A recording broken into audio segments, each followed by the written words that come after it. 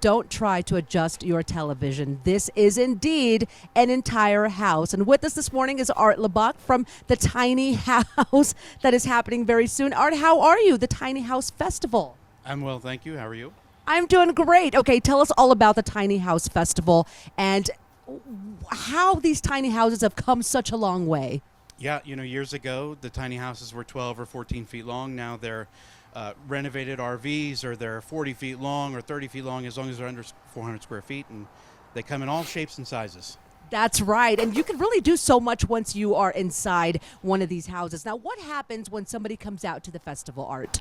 Well, it's a family-friendly event, and they can tour tiny homes, renovated campers, camper vans. There's a lot of unique recreational vehicles and school buses that have been converted. And then we have a whole series of vendors that are there, and a lot of great food. A great way to see the latest. Now, let's talk tiny houses specifically in Colorado. It's a trend here. And what is the latest? What is the latest styles that you have seen? So tiny homes are kind of becoming more like, luxury living in just a really small area. Very high-end finishes, dishwashers and washer-dryer combos, and really all of the comforts you would want in a regular-sized house, just much smaller. Okay, and all the same amenities that you would in a regular house. Yeah, absolutely. Permanent seat.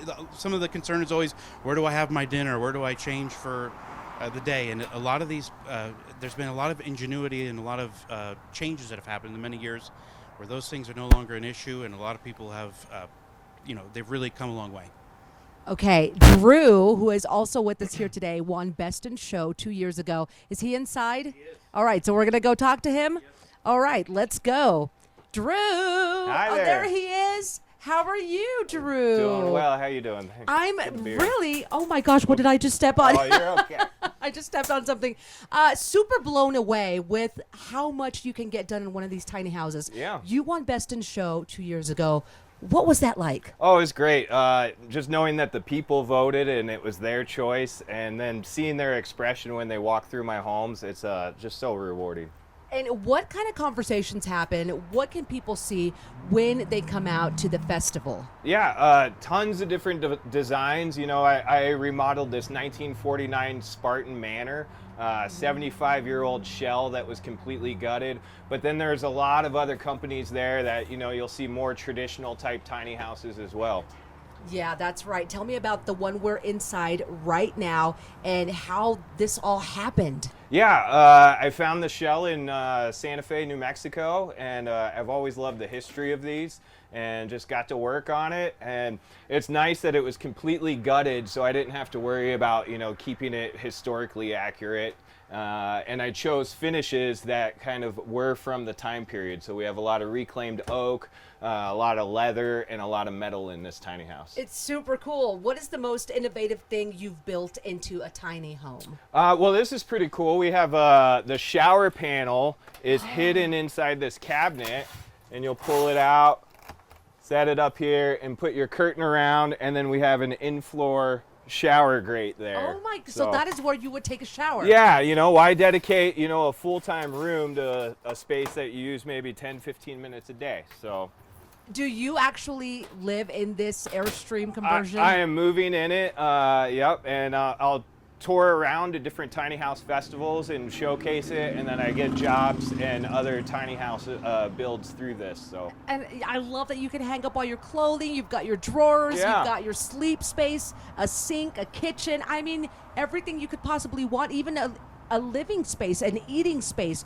where you could just chill. Yeah. And a TV. Oh my gosh. Yeah. And you could travel with it. That's it. Yeah, I've said for a while that I build forts for a living. That's right. It's just a very different, fun way to live. So. Why do you recommend people come out to the festival, and what can they learn? Oh, come and see all the creativity. You'll get ideas for your own house as well, even if you're not thinking of going tiny. We're all really good at coming up with storage solutions and using materials in really innovative ways. So it's a lot of fun, and I think people should come and check it out. That's right. Okay. And by the way, that Colorado Tiny House Festival is happening very soon. I'm going to give everybody all the information on how to come out. Thank you so much, Drew, for being with us today. Awesome. Thank you so I much. would totally chill in this Right space. on. You're welcome. I totally would. Okay, everyone, here is some info for you to make your plans. The Tiny House Festival, the Colorado Tiny House Festival happens this weekend, July the 13th and 14th in Brighton. For information, go to coloradotinyhousefestival.com. Oh my God, there's our EP Risa having lunch courtesy of Church and Union in the converted Airstream. She just wants to give that tiny home a test drive. Thanks to Art LeBuck from the Colorado Tiny House Festival and Drew Whitmore, owner of J. Clay, for coming on the show today. Risa is looking to downsize. Maybe this is the one for her.